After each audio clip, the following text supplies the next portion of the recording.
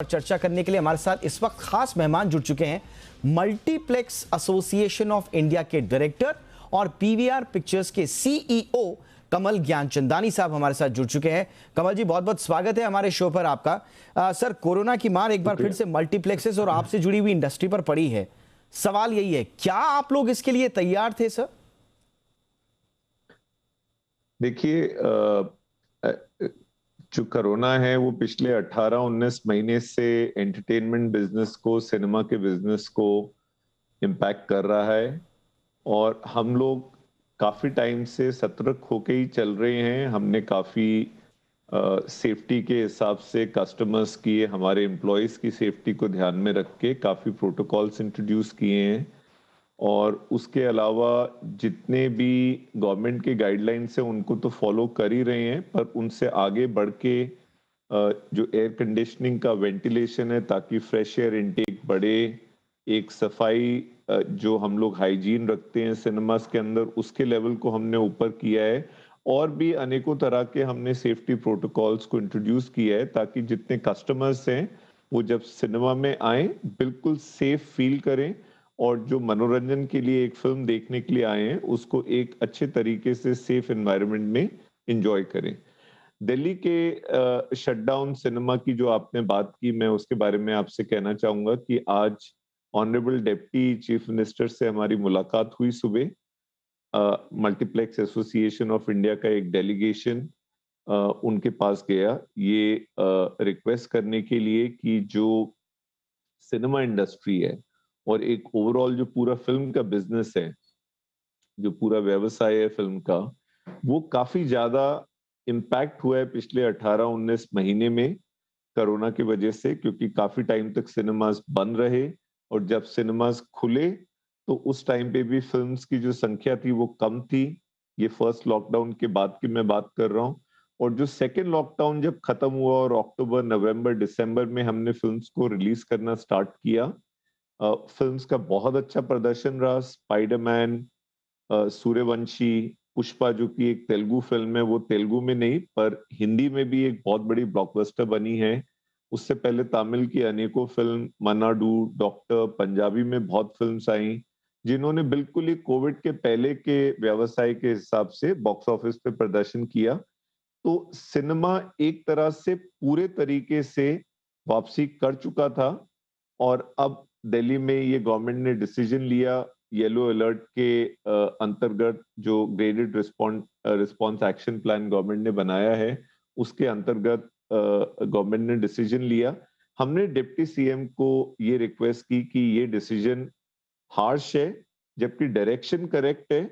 Government चाहती है कि प्रिवेंटिव मेजर्स लिए जाएं और सेफ्टी और बढ़ाई जाए और वो बात को हम पूरे तरीके से समझते हैं और सहमत भी हैं, पर एकदम से सिनेमा को बंद कर देना ये एक अनफेयर और अनइक्वल ट्रीटमेंट है, क्योंकि जो बाकी आउट ऑफ होम बिजनेसेस हैं, चाहे रिटेल हो या अनेकों तरह की एक्टिविटीज हैं, मैं वो सब की बिल्कुल, सब चल रही हैं।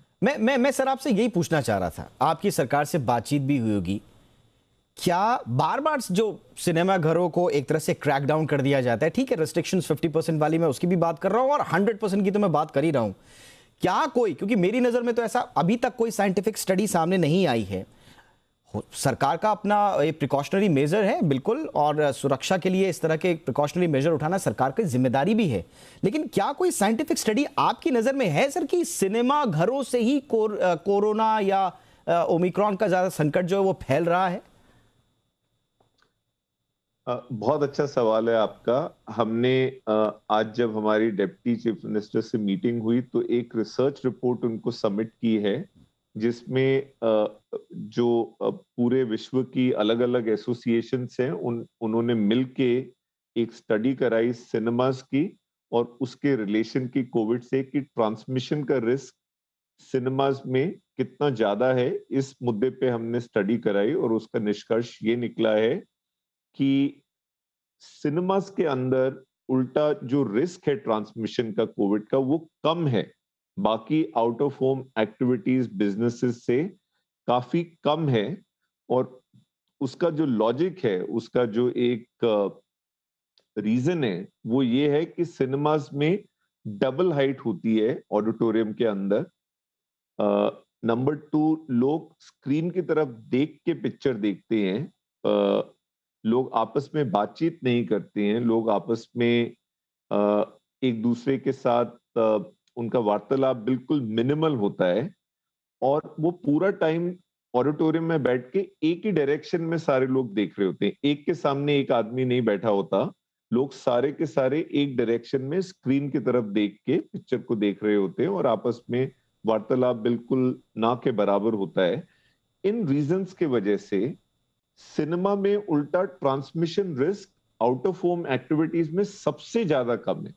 ये रिसर्च रिपोर्ट हमने डिप्टी चीफ मिनिस्टर साहब को दी है और उनसे रिक्वेस्ट किया है कि आप हमें मौका दें ताकि हम टास्क फोर्स से आके इस रिपोर्ट को page bye page task force के जो मेंबर्स हैं उनको प्रेजेंट कर सके। यही रिपोर्ट हम आपके साथ भी शेयर करने के लिए काफी अगर आप चाहेंगे हम आपके साथ भी शेयर कर सकते हैं। बिल्कुल सर, आप प्लीज अपने दर्शकों को ये रिपोर्ट शेयर करें। बिल्कुल सर, मैं चाहूंगा कि ये रिपोर्ट आप हमसे भी साझा करें क्योंकि दर्शकों को ये पता चलना चाहिए कि अगर सिनेमा घरों का और कोविड के फैलने का कोई अगर संपर्क जुड़ रहा है या कोई रिलेशन अगर स्थापित हो रहा है या उसके बारे में कोई इंपॉर्टेंट स्टडी आई है तो वो सबको जानने का अधिकार है। आप जरूर हमसे शेयर कीजिएगा सर। एक सवाल सर मेरा बिजनेस को लेकर है। देखिए, मैं मल्टीप्लेक्सेस के बिजनेस के बारे में तो हम सब लोग ऑलरेडी जानते हैं। ज्यादातर मल्टीप्लेक्सेस जो हैं वो किराए पर होते हैं, फिर उसमें स्टाफ की सैलरी है, ये हम 2 साल से हम देख ही रहे हैं।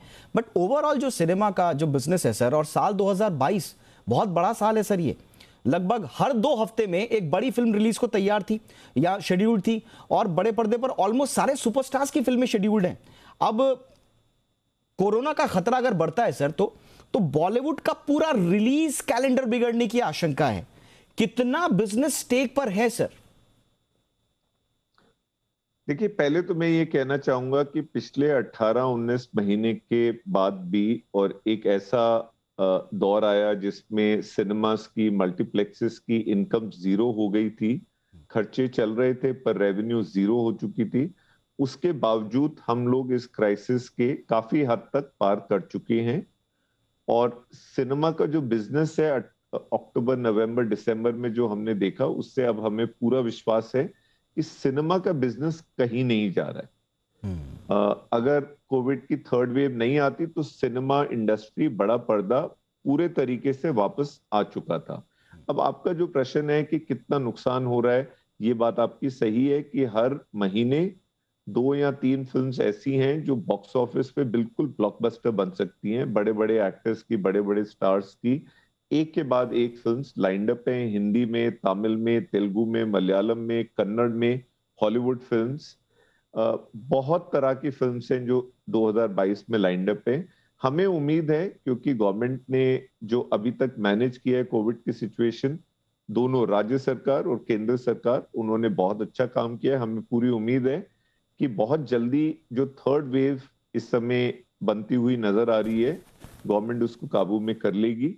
और अगर कोई डिस्ट्रप्शन होता है 4 हफ्ते का या 6 हफ्ते का, सिनेमा इंडस्ट्री पूरे तरीके से तैयार है उस डिस्ट्रप्शन को झेलने के लिए।